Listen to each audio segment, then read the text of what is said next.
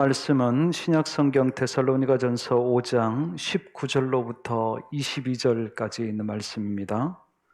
데살로니가전서 5장 19절로부터 22절까지 있는 말씀 함께 봉독하겠습니다. 성령을 소멸하지 말며 예언을 멸시하지 말고 범사에 헤아려 좋은 것을 취하고 악은 어떤 모양이라도 버리라. 아멘. 우리는 살아가면서 이곳도 가고 저곳도 가고 구경을 하기도 하고 또 여행을 하기도 하고 또 잠시 머물러서 며칠을 때로는 몇 달을 몇 년을 살아보기도 하고 그런 곳들이 하나씩 늘어갑니다. 어떤 곳은 한번 봤으니까 됐다 그런 곳도 있고요. 어떤 곳은 참 살고 싶다 하는 그런 곳도 있습니다. 어떤 것은 살게 되어서 살아야 되는 것도 있습니다. 그럴 때는 저는 그렇게 기도합니다. 하나님, 이곳을 사랑하게 해주시옵소서. 왜? 길게 살아야 되니까요. 사람도 마찬가지겠죠? 짧은 만남으로 만족할 만한 그런 만남도 있습니다. 그런데 좀 오래 만나고 싶은 사람들도 있습니다. 또 때로는 오래 만나게 하신 사람들도 있습니다. 운명적으로 하나님께서 우리에게 그렇게 짝지어 주셔서 그럴 때는 우리는 또 기도합니다. 기도해야죠. 사랑하면서 살게 해주시옵소서. 사랑한다는 것 우리가 보고 싶고 좋아서 그렇게 할 수 있어요. 그런데 오래 만나고 오래 머물고 싶을 때에는 이 사랑이라고 하는 특별한 관계가 있어야지 그게 가능해지더라고요. 저는 그래서 장성을 사랑하게 해달라고 계속 기도해 오고 있고요. 여러분들을 사랑할 수 있게 해주시옵소서. 저도 기도합니다. 왜 그러겠어요? 오래 있고 싶어서, 오래 만나고 싶어서요. 꼭 그렇게 만나게 해주셨을 거라고 믿기에 저는 그렇게 기도합니다. 우리가 신앙생활에 있어서 이렇게 사랑할 수밖에 없고 또 사랑하고 싶고 또 사랑한다고 수도 없이 고백하며 동행하고 싶어 하는 그 한 분이 우리는 주님입니다. 저와 여러분들이 믿음 생활하면서 이 주님과 사랑하시고 또 사랑을 받으시고 또 함께 오래오래 함께 하실 수 있는 은혜가 있기를 주님의 이름으로 간절히 축복합니다. 저와 여러분들의 만남도 오래 하고 싶은 마음이 있는 것 우리가 알지만 그럼에도 불구하고 우리가 하나님과 함께 할 시간을 생각하면 사실은 아무것도 아니에요. 다시 말하면 세상의 어떠한 사람과의 만남보다도 더 중요한 만남이 저는 저와 여러분들이 하나님과 함께하는 그런 동행의 삶인 줄로 믿습니다. 우리가 어떻게 주님을 사랑하고 어떻게 주님과 오래 같이 있을 수 있을까?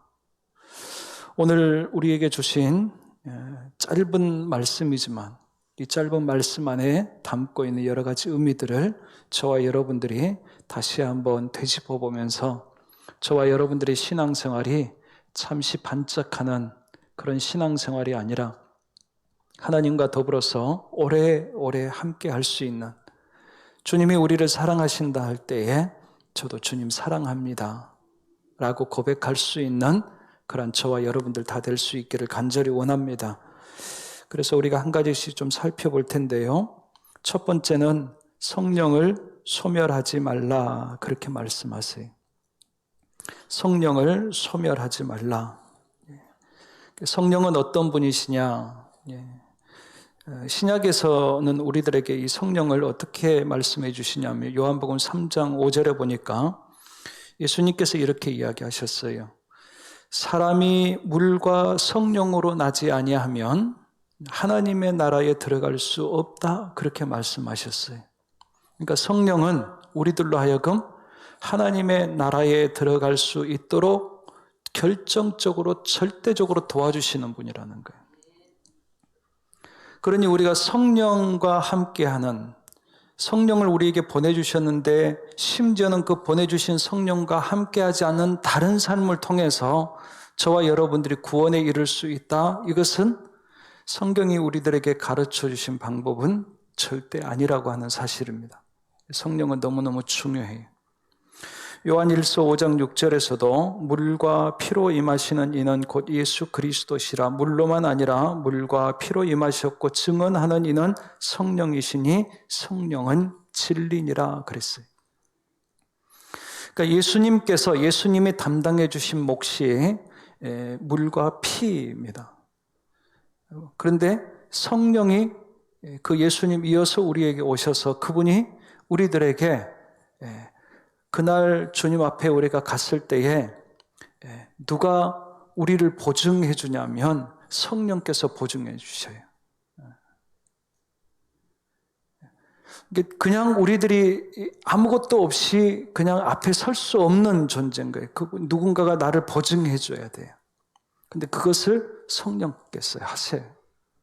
저와 여러분들이 이 성령이 저와 여러분들이 신앙생활할 때에 이거는 선택이 아니라 하나님께서 반드시 우리를 도우시기 위해서 성령으로 오셔서 그 성령 하나님께서 저와 여러분들에게 약속하신 것들을 모두 이루시기까지 저와 여러분들을 떠나지 않으시고 함께 하시려고 오셨으니 그 성령을 놓치지 않을 수 있는 은혜가 있기를 주님의 이름으로 간절히 축복합니다. 그래서 오늘 말씀에서는 소멸하지 마라 그랬어요. 마치 불꽃의 비유를 했어요. 성령을 성경 안에서는 여러 가지로 많이 비유를 하셨어요. 비둘기로도 비유하셨고 물로도 비유하셨고 또 바람으로도 기름으로도 그렇게 성령을 우리들에게 비유하셨어요.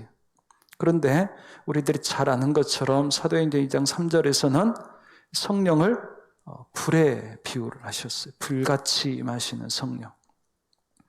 그런데 그 불을 소멸이라고 하는 것은 원어에서는 끈다라고 하는 의미가 있어요. 불을 붙여놨는데 불을 후 하고 꺼버리는 거예요. 그러지 말라라는 거예요. 성령을 내보내지 말라라는 거예요. 예레미야서 20장 9절의 말씀에 보니까 예레미야가 이렇게 하나님 앞에 기도했던 적이 있습니다. 내가 다시는 여호와를 선포하지 아니하며 그의 이름으로 말하지 아니하리라 하면 나의 마음이 불붙는 것 같아서 골수에 사무치니 답답하여 견딜 수가 없나이다 그랬어요.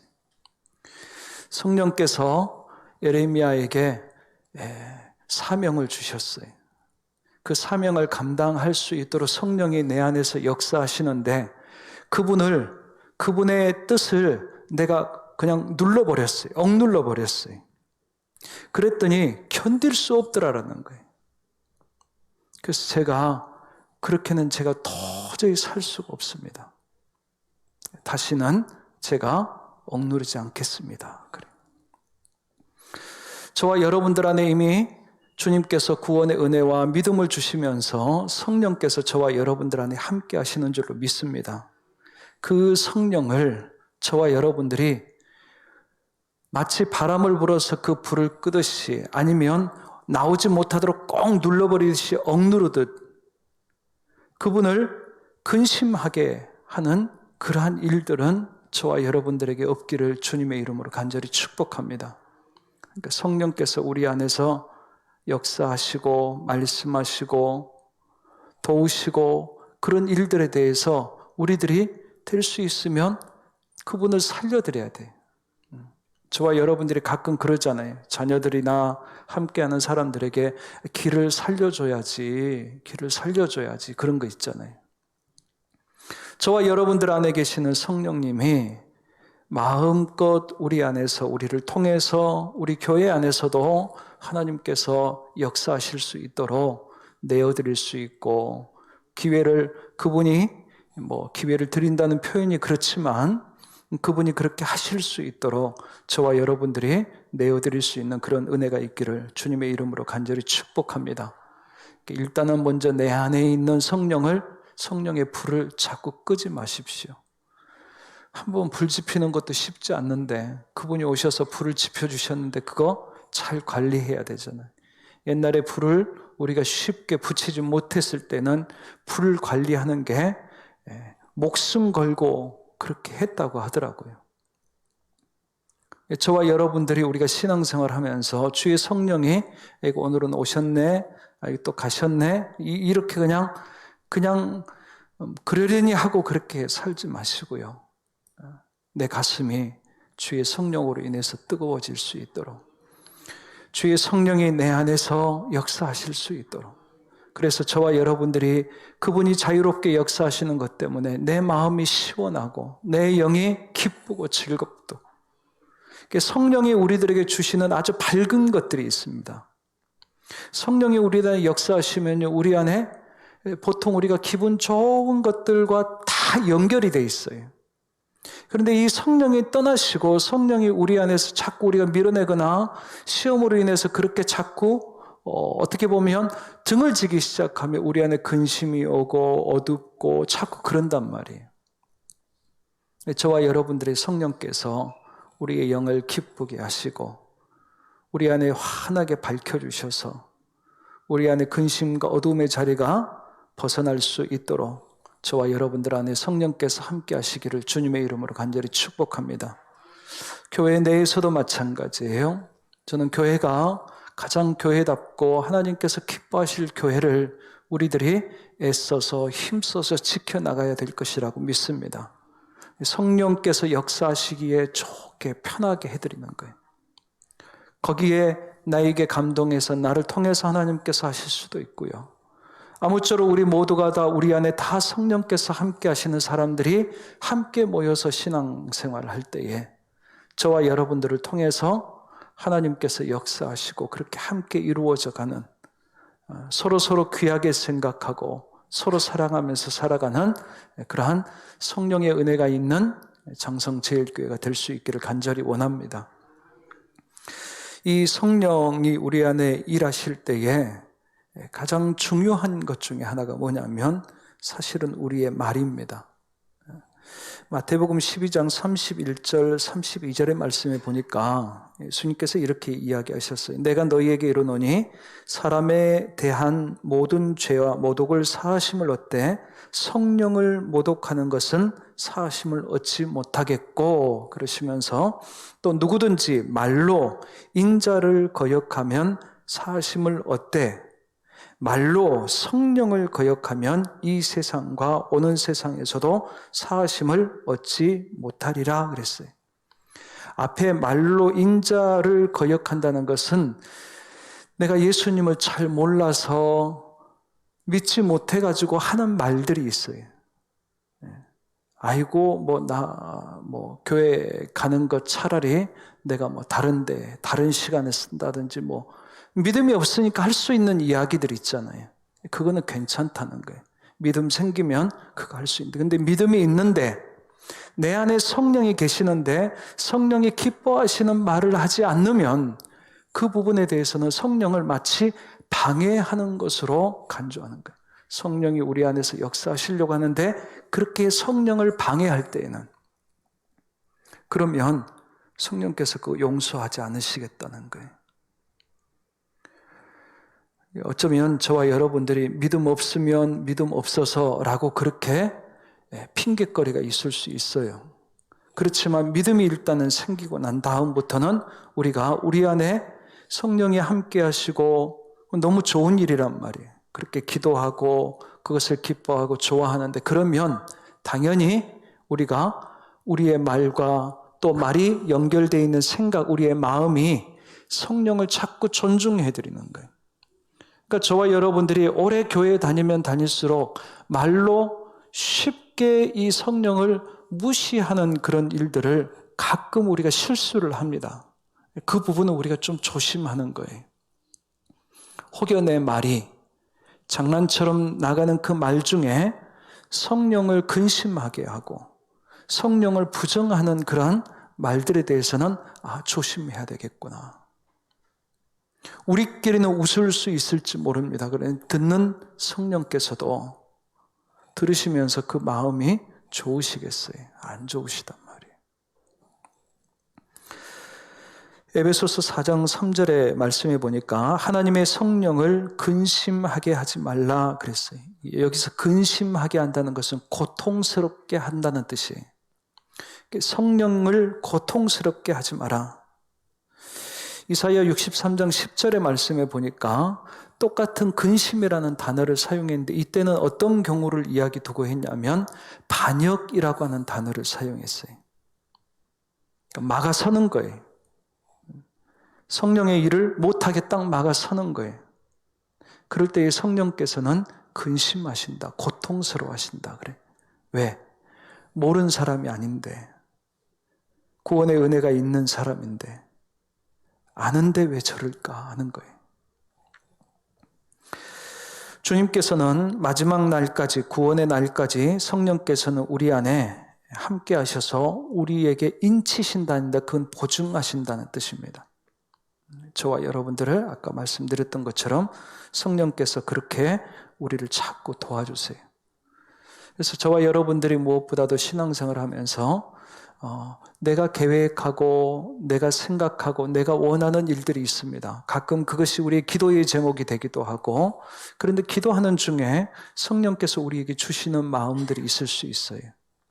그것이 우리의 생각과 우리들의 계획과 조금 다른 방향으로 섰을 때에 우리는 좀 고민이 돼요.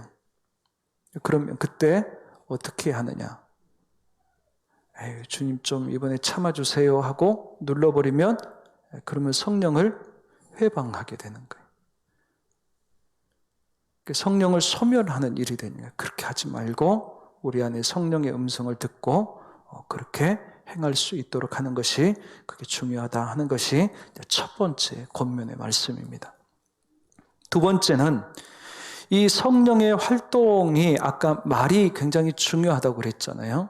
그래서 성경 안에서는 이 성령의 역사와 예언이라는 것과 굉장히 밀접하게 설명을 하고 있습니다. 오늘도 성령을 소멸하지 말라 그렇게 말씀하시며 바로 이어서 예언을 멸시하지 말고 그랬어요.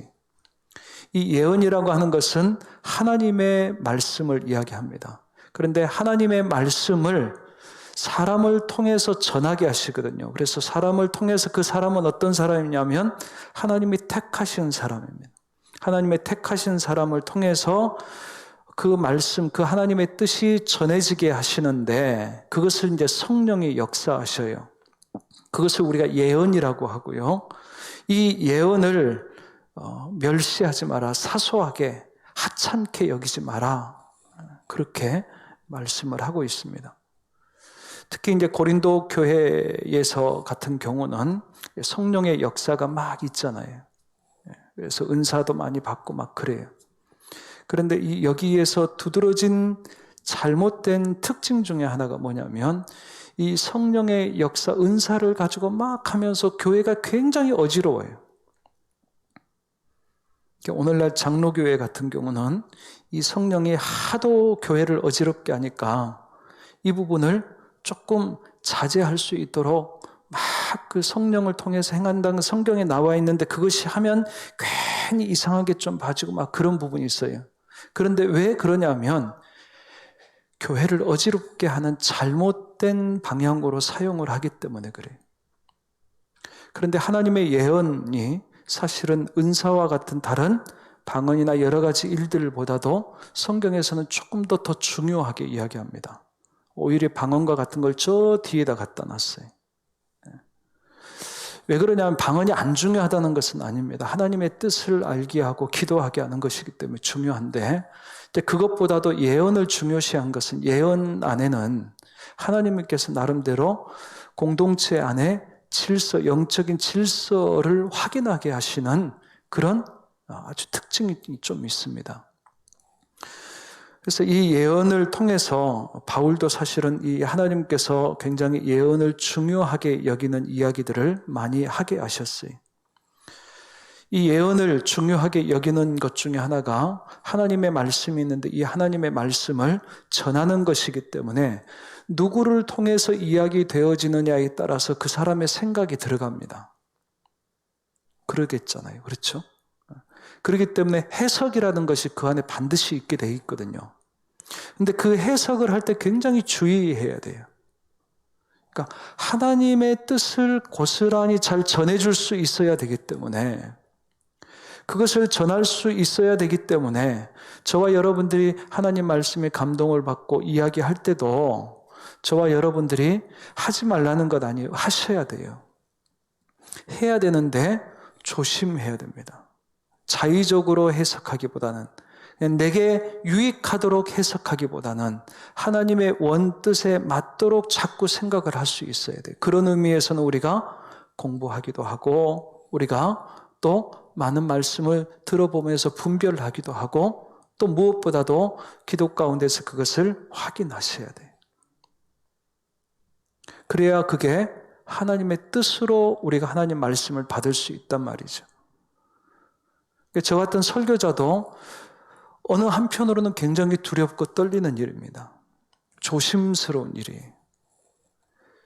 그렇지만 하게 하시는 것이 조심스럽다 해서 안 해, 될 수 있으면 안 해야 되는 것이 아니라 하나님께서 어떻게 보면 주시는 축복 가운데 하나라고 저는 믿습니다. 저와 여러분들이 그렇게 하는 거예요. 우리 교회학교 교사를 하시는 분들은 아이들이니까 좀 아무래도 편안하게 이야기하실 수 있을지 모르겠어요. 똑같은 책을 가지고 그걸 가지고 여러분들이 구역 안에서 하려고 할 때 하고 아이들한테 할 때 하고요. 그것을 가지고 저나 우리 장로님들한테 할 때 하고 여러분들이 같습니까? 똑같은 내용 가지고 하더라도 아마 여러분들이 느낌이 다르실 거예요. 아이들한테는 어떻게 보면 쉽고 그냥 편안하게 할 수도 있습니다. 그런데 그때 우리가 조심할 필요가 있어요.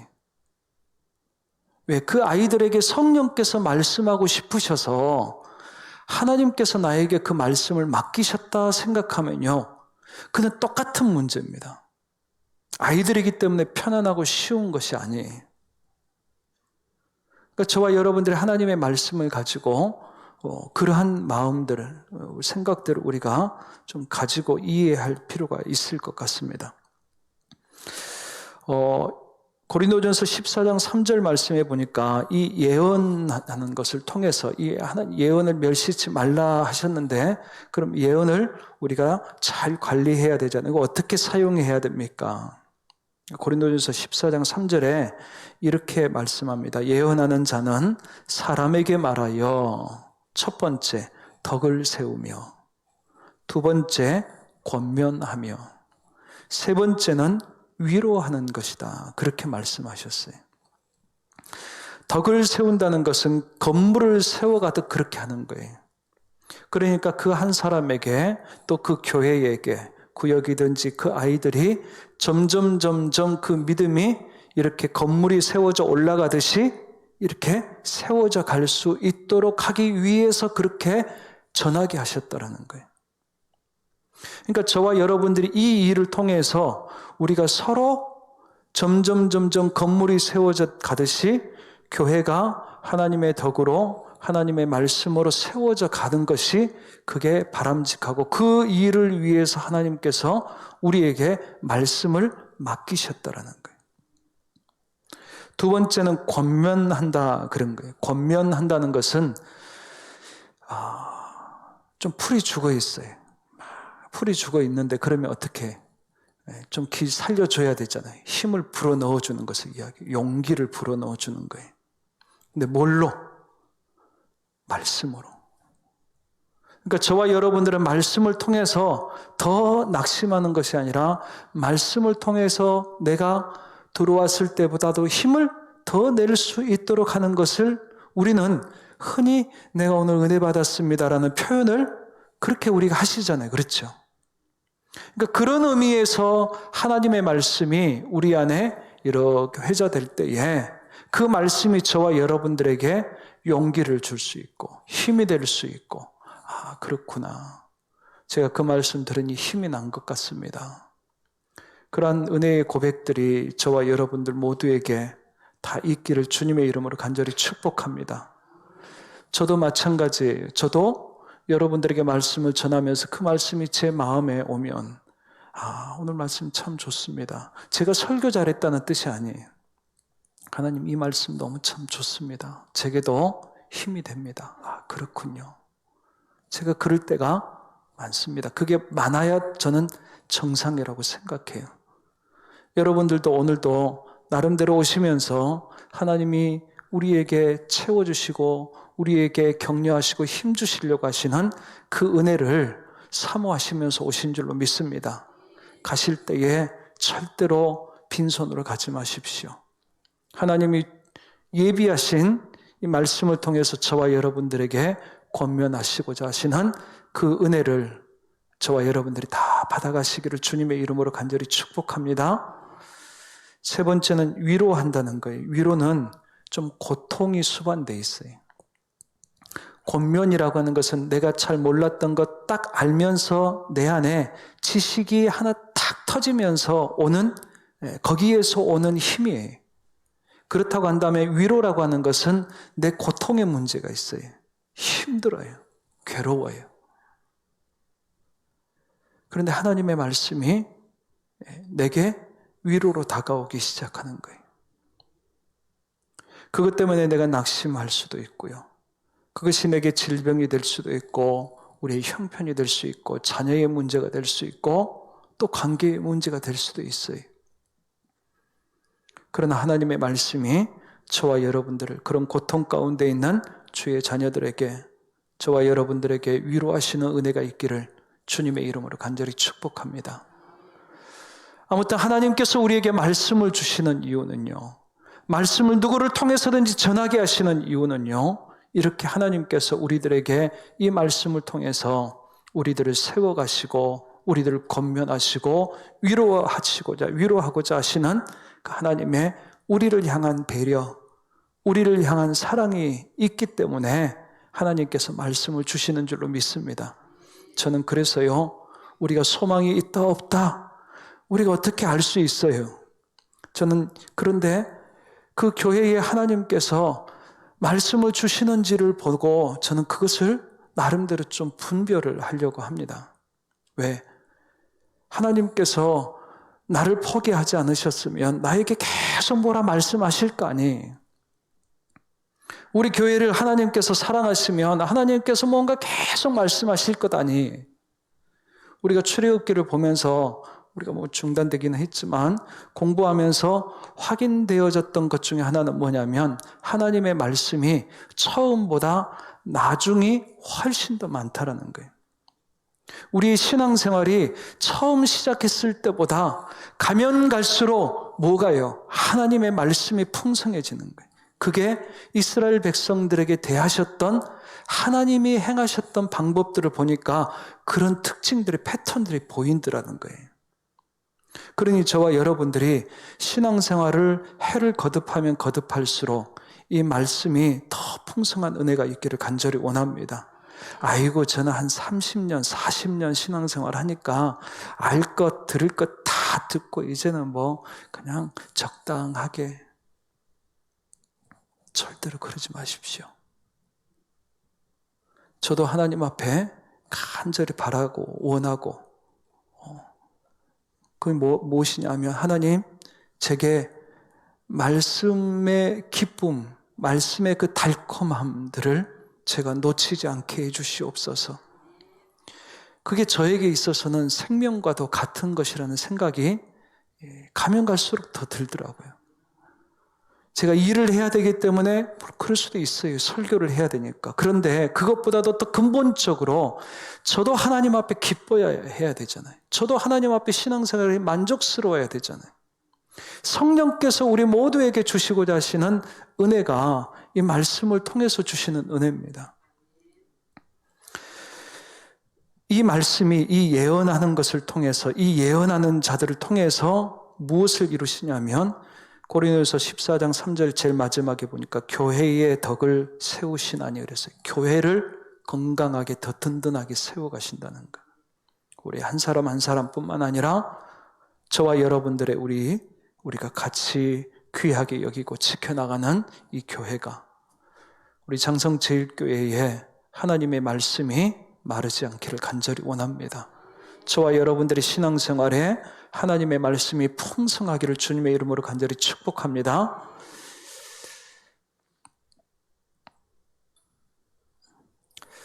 세 번째, 세 번째는 21절, 22절을 같이 묶어서 우리가 볼 겁니다. 범사에 헤아리 좋은 것을 취하고 악은 모양이라도 버리라 그랬어요. 악은 모양이라도 버리라. 여기에서 모양이라고 하는 것은 형태를 이야기하는 것이 아니라요, 종류를 이야기합니다. 어떠한 종류든지 악이라고 한다면 그것은 버리라. 그렇게. 근데 그게 아주 뗄 수 없는 관계 속에서 한 가지를 먼저 앞서서 이야기하셨어요. 무엇을요? 좋은 것은 너희들이 어떻게 하라고요? 취하고 악은 버리라 그랬어요. 이것은 동시에 어느 한 가지를 하고 한 가지 문제는 해결되지 않고 그런 문제가 아니라 내가 좋은 것을 취하면 악은 버릴 수밖에 없게 돼 있어요. 내가 악을 붙잡고 있으면 좋은 것을 취할 수가 없어요. 우리가 어린아이가 이거를 꼭 쥐고 있어요. 내가 어른이 내가 사탕 줄게, 그거 놔둬, 사탕 줄게 하면 이거 놔야지 받을 것 아니에요.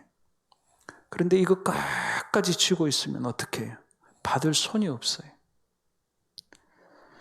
우리가 악이라고 하는 것은요, 우리가 버리면 버릴수록 그 손을 하나님께서는 좋은 것들로 채워주실 줄로 믿습니다. 그래서 저와 여러분들이 우리가 자꾸 악이라고 하나님이 기뻐하지 않으신 것을 내가 놓는 일들을 우리가 해야 될 필요가 있는 것은 내가 놓으면 놓을수록 그 빈손, 그 빈자리에 하나님께서 좋은 것들로 채워주시기 때문에 그래요. 저와 여러분들이 좋은 것을 내가 먹기 시작하고 채우기 시작하면 악이라고 하는 것은 저절로 우리가 조금 더 멀리 할 수밖에 없어요. 우리가 배가 한정이 돼 있는데 내가 먹고 싶은 거, 내가 좋아하는 것, 내 몸에 건강한 것, 여러 가지 많은 음식인데 한꺼번에 다 못 먹잖아요. 그러면 어떻게 해요? 어떤 사람들은 맛 없는 것부터 먹는 사람들이 있어요. 그 사람들의 심리는 어떤 거겠어요? 많이 먹고 싶어서요. 내가 좋은 것 먼저 먹겠다, 맛있는 것 먼저 먹겠다는 것은 내가 한계가 있다는 것을 알기 때문에 내가 그것 먼저 먹겠다는 뜻이에요. 저는 저와 여러분들이 신앙생활 하시면서 하나님의 말씀이 송이꿀과 같이 단 말씀이 저와 여러분들에게 자꾸 공급되어지셔서 또 그것을 먹다 보니까 좋은 것 찾고 먹다 보니까 우리 안에서 저절로 우리가 나쁜 것에 대해서는 내가 손을 놓을 수 있는, 내가 버릴 수 있는 그런 은혜가 있기를 간절히 원합니다. 이런 작업들이 사실은 이런 일들을 계속 해나가는 것이 우리들의 신앙생활입니다. 그런데 이 신앙생활이 이런 것들을 하면서 우리가 큰 그림을 보니까 주님이, 성령이 우리와 함께 하실 수 있느냐 없느냐를 결정하더라는 거예요. 다윗을 사위로 맞이한 사울이 사위로 맞이했으면 됐지. 자기 수하로 맞이하고 자기가 명령하고 일하게 했으면 됐지. 그런데 그 다윗을 시기하는 불편한 마음들이 생겼어요. 그것을 떨쳐버리지 못하니까 하나님의 신이 그를 떠나갑니다. 그러니까 그가 버리지 못한 마음 때문에, 그가 품지 못한 마음 때문에 그에게 원래 있으셨던, 하나님이 택하셔서 주셨던, 함께 하셨던 하나님의 신이 그를 떠나더라는 거예요. 하나님이 택하셔서 한 나라의 왕으로 삼았던, 그것도 여러 많은 사람 중에 한 사람이라기보다는 이스라엘에게 처음으로 주셨던 왕이, 그 왕도 하나님께서 그가 쓸데없는 것을 붙잡고 있다 보니까 하나님이 도저히 그를 붙잡을 수가 없는 거예요. 하나님의 신이 떠나는 모습을 보여주셨어요. 이스라엘도, 하나님이 택하신 이스라엘도 하나님께서 그 나라를 버리시듯 나라를 빼앗기게 하시기도 하셨어요. 하물며 저와 여러분은요, 우리가 어떻게 장담할 수 있어요? 우리 장담할 수 없습니다. 하나님이 우리를 덜 사랑하셔서가 아니에요. 우리가 너무 적당하게 대충 이래도 저래도 하나님께서는 우리들에게 늘 사랑하시고 도와주시고 그러실 거라고만 생각하지 마시고요. 주님이 우리를 사랑하시면서 십자가까지 지신 분이세요. 주님께서 우리를 사랑하셔서 우리를 살리시겠다. 십자가에서 자기 자신을 다 버리신 분이세요. 그분이 그러시면서 우리에게 나는 너를 사랑한다. 그렇게 이야기하세요. 우리들에게 요구하시는 것, 내가 너 사랑하는데 너도 나 사랑하니 우리 사랑하면서 살자. 그러신단 말이에요. 저는 주님을 우리가 사랑하면서 신앙생활 할 수 있으면 좋겠습니다. 이렇게 해야 된다, 저렇게 해야 된다는 것은 우리가 어떻게 사랑해야 되지? 그 방법을 잘 몰랐기 때문에 이렇게 사랑할 수 있구나. 이렇게 우리 믿음의 선배들은 하나님을 사랑했구나. 그것을 보고 우리들도 그와 같이 사랑해 보려고 하는 거예요. 그것을 율법으로 우리가 이해한다고 한다면 그것은 어느 순간 우리들이 오를 수 없는 한계에 딱 부딪힐 수밖에 없습니다. 전 저와 여러분들의 신앙생활을 통해서 하나님을 얻을 수 있고 또 하나님을 사랑할 수 있기를 간절히 원합니다. 오늘 주신 말씀은 그런 의미에서 하나님과 우리가 함께하는 방법, 그분은 사랑하는 방법이구나. 주님 사랑합니다.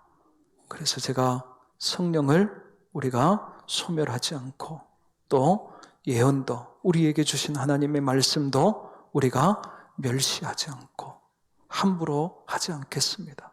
귀하게.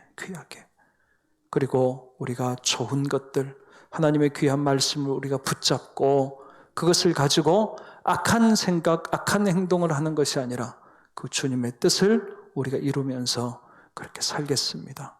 저와 여러분들이 다짐하시고 또 그렇게 살아가시고 또 그러한 교회가 되어서 마지막 날까지 저와 여러분들이 주님과 함께 하시고 주님께서 귀하게 쓰시는 저와 여러분들, 우리 장성제일교회가 될 수 있기를 주님의 이름으로 간절히 축복합니다. 기도하겠습니다.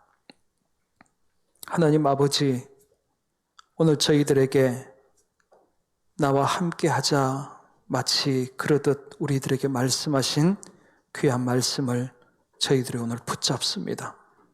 나에게 주신 말씀으로, 우리 교회에 주신 말씀으로, 성령을 통해서 우리에게 말씀하시는 그 말씀을 아버지 하나님, 저희들이 믿고 이 말씀 안에 주님께서 얼마나 우리를 사랑하시는지, 우리들이 어떻게 주님을 사랑할 수 있을지 가르쳐 주시는 귀한 말씀으로 저희들이 붙잡사오니 하나님 사랑하는 성도들이 이 말씀 붙잡고 주님 사랑하면서 주님과 함께하는 복 있는 삶을 살게 하여 주시옵소서. 세상 가운데 죽어가는 멸망하는 아버지 하나님, 그러한 인생들과 같지 않게 하시고 하나님의 은혜로 성령의 도우시는 크신 은혜로 그 영이 아버지 하나님 주의 은혜 가운데서 큰 은혜를 누리며 살아가는 기쁨이 있고 감사가 있는 그러한 풍성한 은혜의 삶을 살 수 있도록 은혜를 베풀어 주시옵소서. 예수님의 이름으로 감사하며 기도하옵나이다. 아멘. 주 예수 그리스도의 은혜와 하나님 아버지의 사랑하심과 성령의 감화 감동하시고 교통하시는 은혜가 오늘도 우리를 사랑하시고 우리와 함께 하시는 주님, 그 주님을 놓치지 않고 잃어버리지 않고 주님과 함께하는 삶을 살기를 소망합니다. 성령을 소멸하지 않고 예언을 멸시하지 않고 좋은 것을 취하며 주님과 동행하기를 소망하여 이 자리 머리 숙인 하나님의 귀한 자녀들 위에 주께서 핏값으로 세우신 장성제일교회 위에 그리고 주님께서 사랑하시는 성도들의 가정과 일터 위에 이제로부터 영원토록 함께 하옵시기를 간절히 축원하옵나이다. 아멘.